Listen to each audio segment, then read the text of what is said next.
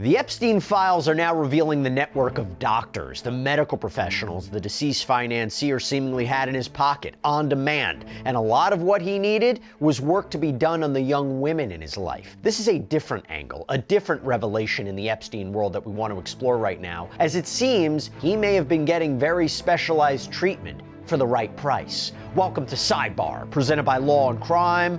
I'm Jesse Weber.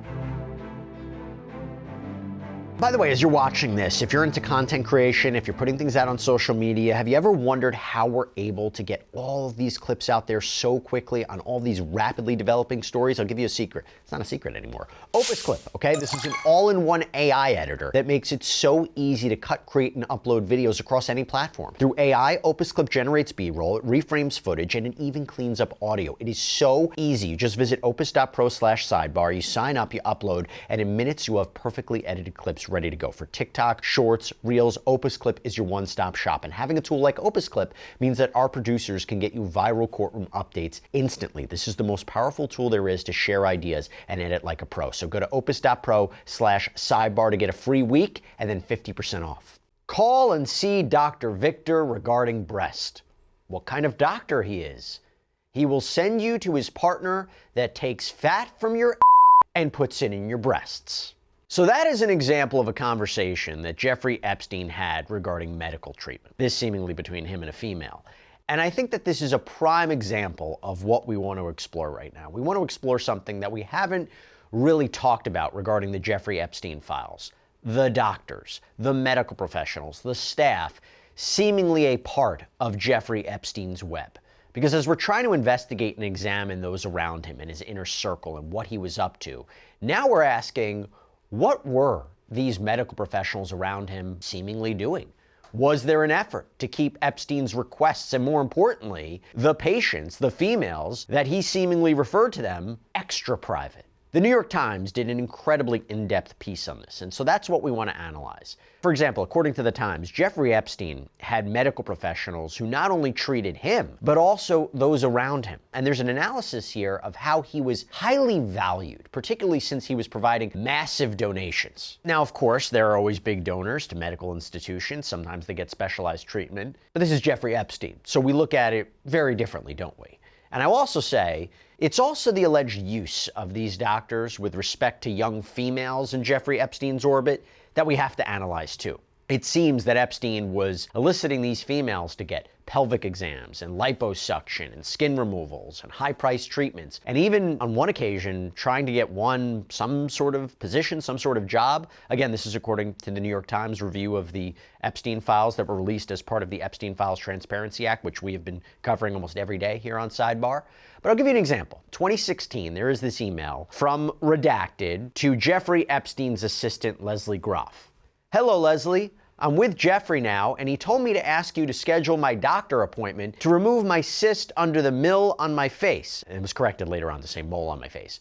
Doctor who did juggle nose and redacted forehead. Sorry, don't remember his name. Groff responds, Julia, Dr. Ting can see you Friday, November 18th, 2016 at 12 noon, okay? And the response back is, yes, perfect. Thank you, Leslie. And what the New York Times claims is that these doctors may have violated ethical rules of their profession, which raises a whole new set of concerns. You know, one big theme that comes up is the idea of potentially sharing patient information, that is a big concern. For example, let's take this exchange with an unidentified female from 2009. So you have from Jeffrey Epstein where it says, I can pay redacted directly. Now the person that he's writing to, apparently this female, writes back, is that a joke? If I'm going to feel comfortable taking advice from someone, it's not a person on your payroll. And wouldn't that take the confidentiality away from what I tell her and give you the right to know? Epstein responds, of course not. It simply avoids gift tax. I can pay doctors direct. I would never read your emails or invade your privacy. Do you believe she thinks you pay for it yourself? Redacted responds, maybe not, but all the doctors you pay directly keep you well informed about my treatments anyway. And with this one, I don't feel comfortable in that situation. She believes I pay for myself with money you have given me. By the way, I just want to let you know, under tax law, okay, something can be considered a gift and is taxable when it's transferring something of value or property, and in exchange, the other person really doesn't get anything, or they receive something else that's lesser in value.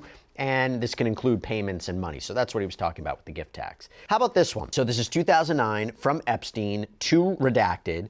By the way, this is a year after he pleaded guilty to state charges in Florida of solicitation of prostitution, including a minor. It says, I'm going to sleep. Regarding Magnian or Kruger, we'll talk about them, doctors, they call to confirm that they have done their best. They are the two best doctors in their field. If you wanted confidentiality, you could have just said so, since I was the one that had called them. They report back, I had taken the time to call, they take the time to make sure I'm happy. You have gone to many doctors, gynos that I didn't call redacted, I didn't call your cellulite treatment place. You want VIP treatment, your hair cutter calls. I repeat, I have never invaded your privacy and spend most time helping you grow. Tell me how you've helped me grow. Read how your interactions are what you don't want me to do. And also, I'm going to tell you a lot of these emails are tough to read. So for example, you have this exchange between Epstein and a female from April 2012 where she writes him, do you mind if I bleep someone with a condom? Epstein seemingly writes back, not yet. You must first go to the gyno. I just hung up on Eva. She's going to call you. I'll talk about who that is later. And this is followed up by a later email from him. Did Eva call you? Do you have off from school Friday for holidays? Eva will organize, and he uses a very derogatory term for what kind of doctor this is, but referring to a female body part. So aside from the fact you can see Epstein is talking to young females, you also get the idea that Epstein was very, very involved in setting up and paying for these appointments and seemingly knowing what they were about. You have this email to Epstein. Redacted went to see the doctor. The doctor said her treatment should be done by January 10th, so hopefully your skin gets better by then. So far, it has only been getting worse. The doctor said it's normal. And it kind of seems that Epstein was a part of medical decisions too, because you look at this email that was sent to Epstein. Valeria is at Dr. Magnani's office, and they say she has a really bad infected tooth that requires a root canal now. Is it okay for Dr. Magnani to perform a root canal on Valeria? Epstein responds, yes, of course. This is his decision? Wouldn't it be up to the patient? Dr. Magnani says she needs a lot work done. She needs 11 fillings. She has 2 black teeth in front that should really be done. She really needs braces, but he doesn't know how much work you want done on this girl. They are setting her up for the root canal for actually in a couple of days. If you want to speak to Dr. Magnani about the work that needs to be done, he is available. He says she has a hole in her incisor. Okay, something I have to mention here, keep in mind, under federal law, doctors are not allowed to disclose a patient's private medical information to a third party, even the person who is paying for the treatment. You need the patient's consent for that, okay? Now, I'm not saying that didn't happen here, but just something to keep in mind. Also, by the way, Dr. Thomas Magnani, the Times reports last month that he was fired by Columbia University after the Epstein files, seemingly showed that he fast-tracked Epstein's girlfriend, her admission to dental school, and that Epstein had donated even $50,000 to the dental school, allegedly at the request of Dr. Magnani. But I want to mention a few more doctors here that come into the mix when we talk about Jeffrey Epstein. Let's start right now with Dr. Jess Ting, okay? In 2012, there is this back and forth with Dr. Eva Anderson Dubin from Mount Sinai. We're going to talk a lot about her later. But Epstein writes to her in this email about what the Times describes as a Russian student who was on her way back with Jeffrey Epstein from his private island to New York. And Epstein writes Dubin, who's, again, this very, very high up at Mount Sinai, I am flying to New York, will land at 6:30. Redacted fell off the ATV and needs stitches in her forehead and an x-ray to ensure no concussion. Can you organize? Dubin seemingly writes back, okay, Jess Ting is standing by. So what does Dr. Ting allegedly do?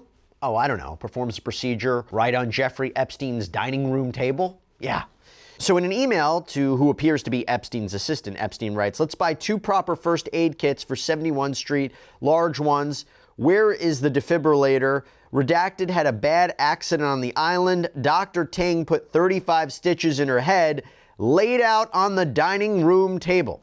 Guess what? In the Epstein files, there is an apparent photo of this happening. So that is insane when you think about this concierge service that was allegedly performed for Jeffrey Epstein. I mean, by the way, you go to the Mount Sinai website. Dr. Jess Ting is an assistant professor of surgery at the Mount Sinai Health System in New York, specializing in plastic and reconstructive surgery. Again, a big deal. Now, apparently, by the way, this photo, there was a redacted version of this photo that was first released where Dr. Ting told the New York Times it wasn't him. Then this new photo gets published, which we just showed you. He declined to comment to the New York Times. However, in a statement to the Times, Dr. Ting said, "In my treatment of these adult patients, I never knew, witnessed, or had any knowledge of any illegal or potentially illegal activities. Mr. Epstein represents the very worst of human nature, and I deeply regret having had any association with him." Thing about it is, Dr. Ting seems to have done some work for Jeffrey Epstein. So you have this conversation I want to call out, 2013, where Epstein's assistant writes to Dr. Ting, "Hello, Dr. Ting. Jeffrey is asking if you might have time tomorrow, Friday, May 3rd, after 4 p.m. to see a very good friend of his regarding her nose. Please let me know if this might be possible." How about this one from 2014 from Epstein's assistant? "Hello, Dr. Ting. Hope you're well. Jeffrey is asking if you could see a friend of his for 5 minutes to fix a hole in her nose from a nose ring." Dr. Ting apparently writes back, "I'm on vacation for 2 weeks starting this Friday, but for Mr. Epstein, anything is possible." And then there's an email where Dr. Ting seemingly recognizes that doing at-home procedures could be a serious no-no. Why do I say that? Because I want you to look at this correspondence regarding removing a cyst from Epstein's shoulder, okay? "Running late, shooting for 5 p.m. We'll keep you updated. Also, the department chairman found out I was planning to do the excision today at the patient's home because my assistant was gathering the equipment and said if I did it there, I would be sanctioned. Ridiculous." And here's the thing too, these files seem to reveal, and this is emphasized by the New York Times, Dr. Ting was able to get a $50,000 donation from Epstein for breast cancer research. You have this February 2013 email from Dr. Ting to Epstein that reads, "Jeffrey, besides being a plastic surgeon, I also do basic science research on breast cancer. My lab uses a novel approach that no one else in the world is doing. Our preliminary results are promising, but we need funding to continue to the next phase. Would you consider financially supporting us? I hope I haven't offended you by being too direct. If I have, I apologize profusely. But if this is something that interests you, my lab partner and I would love to tell you more about it. I promise you would find it intellectually stimulating and interesting. Warmest regards, Jess Ting." And then you see this whole email correspondence, including with Epstein's accountant and Epstein and Dr. Ting regarding the $50,000 payment and the tax issues and so forth. Oh, and by the way, it's revealed that this doctor was also invited and may have visited Jeffrey Epstein's island. Yeah, let me mention this. So you have this communication. "Hello, Dr. Ting. Jeffrey would like you to enjoy a day on his island during your vacation. We can have you and your family picked up from St. John on whatever day is convenient for you, brought to Jeffrey's island to play with his toys and have some lunch. I have CC'd Jeffrey's island managers Roy and Stephanie, as well as Daphne, who works in Jeffrey's office on St. Thomas. They can assist you in coordinating with you. Please let us know what day would work, and they could take it from there." And Dr. Ting ended up responding later on at one point, "Would Friday work for your schedule? That would be the best day for us. Party consists of myself and my friend Michelle and her 3 kids, 8, 8, 5, and 2 nannies." All right, let me go back to Dr. Eva Anderson Dubin. I mentioned her before, key figure here, founder of the Dubin Breast Center at Mount Sinai. In fact, TMZ and the New York Times reported that she was at one point in time in the 1980s a former romantic interest of Jeffrey Epstein. I mean, by the way, I found this, a 2007 insurance trust that was in the Epstein files that originally had Dubin as a trustee. So clearly they were close. She reportedly connected him and his associates and maybe even young women to Mount Sinai. Like, there are communications where it appears that she coordinated, for example, a young woman getting a position as a receptionist. So you have this communication where Dubin asks Epstein, what type of visa does she have? And then advises on what this young female should say and offering to speak to her herself. And there even seemed to be some pushback at one point. Like, you have this email to Epstein that says, "Hi, Jeffrey, got your message. See below. It is a union issue that is preventing finalization of the clearance for the young woman you called about to volunteer. Eva wanted help straightening up. As you see, Wayne Keithley, the president of the hospital, will be meeting with Eva to discuss." And Dubin responds at one point, "I spoke to Wayne. He did not see any problem with it." And then in another email, Dubin appears to write to Epstein, "FYI, we made some progress. I told them she will only sit there and look pretty." So you can see why people would make the argument that Jeffrey Epstein was getting specialized treatment, or at least he was connected to some very well-connected medical professionals at this prestigious medical institution, right? And it didn't hurt that apparently he donated quite a bit of money to Mount Sinai, reportedly more than $375,000. I mean, look at this communication regarding $100,000. And look at the access that he had. This email to Dubin in reference to Epstein having trouble getting hold of his doctors in an emergency. Look at this. The number redacted is the only reliable number to give anyone. It's covered 24/7 by a member of my team. Please give it to Jeffrey and tell him to put it in his contacts as Mount Sinai Help. That number goes to a live answering service who pages the person covering our board and donor community, and that person knows they are covering and has their pager at their ear. All he has to say is he's a friend of yours and everyone is great. We've been working together for close to a decade. The ER always runs on triage, but we work behind the scenes vis-a-vis beds specialists. Again, getting very specialized treatment. By the way, TMZ reported that not only were Epstein and Dr. Dubin romantically involved, but that at one point he also seemingly wanted to marry her, and that Epstein described her daughter, this doctor's daughter, Selena, as his goddaughter, that he was reportedly invited to their Colorado home. How about this email from Dubin to Epstein, seemingly soliciting him for a donation? It says in part, here is the summary of what I am trying to do. Budget $5 million. Goal, create an all-women's post-op cancer floor. The floor would have a naming opportunity. For example, the Epstein floor for women, if so desired. Doesn't that just make you feel nauseous in so many ways? We have this email, this back and forth with Epstein from someone, possibly a female. This was in 2012. Hi, Jeffrey. Eva gave me the number of doctor. I will call and make appointment. But what should I do if they ask how I will pay? Epstein responds, I pay. By the way, a spokesperson from the Mount Sinai Health System told TMZ, Jeffrey Epstein's actions are abhorrent, reprehensible, and stand in direct opposition to what Mount Sinai believes in and stands for as an institution and as medical professionals. All patients who walk through our doors will always be treated with the highest level of care and respect. We do not comment on the clinical care provided to individual patients. Since the release of the files, Mount Sinai has been carefully reviewing the information available to us. We will continue to take any and all appropriate actions. And in a statement to the New York Times, a representative for Dr. Dubin, or Dr. Anderson Dubin, said that it was common to make referrals to specialists for friends and acquaintances, including Jeffrey Epstein, but added each referral was made in good faith and without any awareness of wrongdoing. Dr. Dubin never witnessed, suspected, or had any knowledge of Mr. Epstein's criminal conduct. Now, I'm going to get back to Dr. Dubin in a minute, but talking about payments, talking about specialized service, the Times mentioned in their piece New York City dermatologist Dr. Stephen Victor, and he would allegedly perform procedures on women referred to him by Epstein. And yes, there is evidence that Epstein donated significant money, like $100,000, to the doctor's beauty product company. But I will tell you, Dr. Victor at one point in time was not too happy with the then convicted sex offender, because I want you to read this email in 2009, key timing by the way. I agreed to not charge the girlfriends, which I have not, but you cannot just send friends and expect me to bear the costs unless agreed upon. And I asked you over and over, but you do not focus, and you were paid back, and I have been loyal to you. About the magazines calling me over and over about you, I have asked you over and over about investing and helping and not just loaning me. You do it for others, you do not even protect you or are loyal to you, so I have lived up to my bargain. As I promised, people expect to pay for services rendered, and remember, that is how I pay my staff, etc., etc. By the way, seemingly referring to publications that were asking questions about Jeffrey Epstein, right? I mean, again, he was convicted the year prior. He entered into that sweetheart deal. Well, Epstein responds and in part says, I appreciate your friendship and loyalty, but find it odd that you would believe by not talking to magazines something that I would have never forgiven, you consider extraordinary. By the way, Dr. Victor told the Times in an interview that the arrangement he had with Epstein, quote, wasn't unusual, that he never felt that Epstein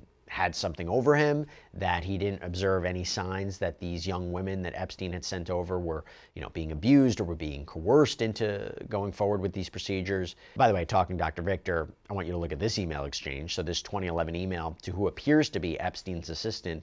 I need your help again because on 28th of Wednesday, December, I have my appointment with Dr. Victor for my Accutane program. I don't know if you remember, I am on 60 milligrams. I need to buy 40 milligrams plus 20 milligrams. It's about $262 plus $348, so it's about $680 or $700 with taxes.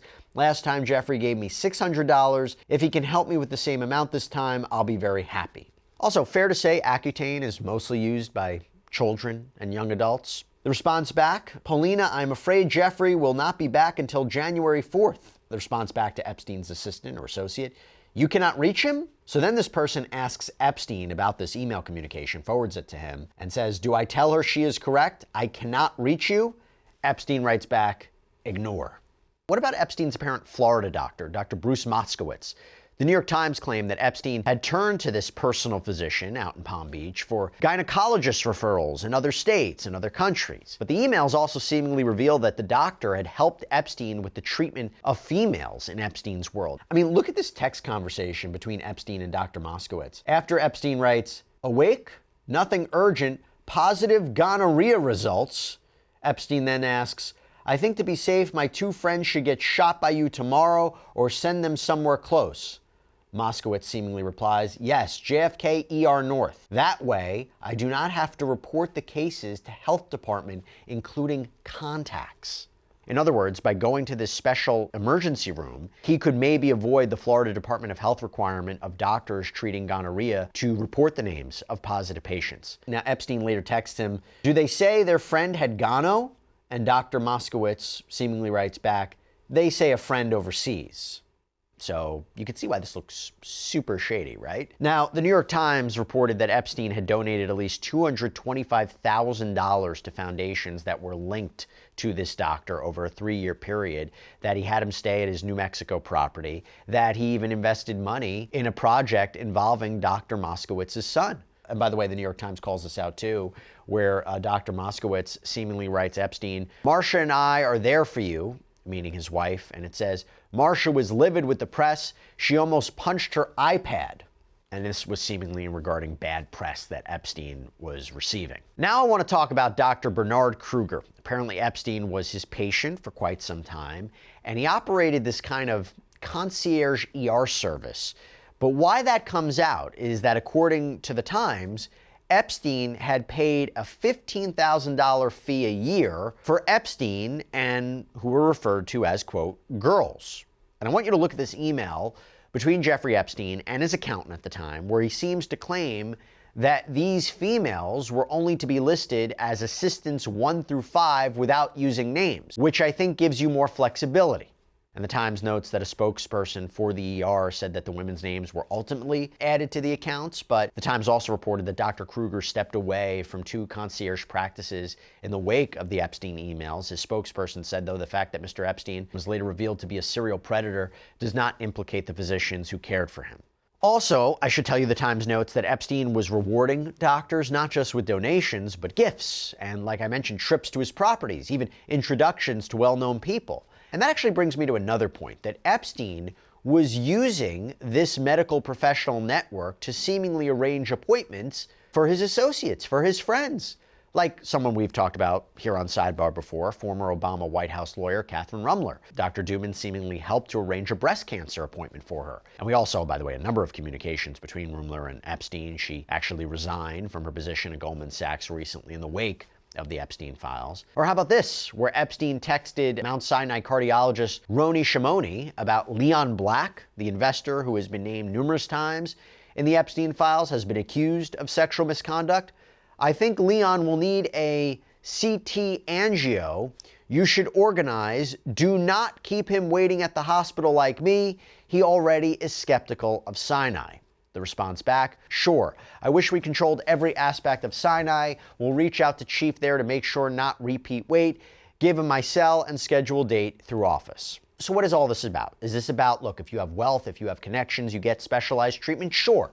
But this is also Jeffrey Epstein. This is different. Is this also a case of the rules being bent for a VIP and for a guy who already was convicted of sex crimes? That's the difficult question to resolve. This raises a lot of different thoughts. And by the way, it raises a lot of different thoughts, like so much in this Epstein file library. That's all we have for you right now here on Sidebar, everybody. Thank you so much for joining us. And as always, please subscribe on YouTube, Apple Podcasts, Spotify, wherever you should get your podcasts. You can also follow us on NBC's Peacock as well. We got Sidebar episodes up there too. If you want to follow me, X, Instagram, my News Nation show, Jesse Weber Live, Monday through Friday, 11 p.m. Eastern. I'll see you next time, everybody.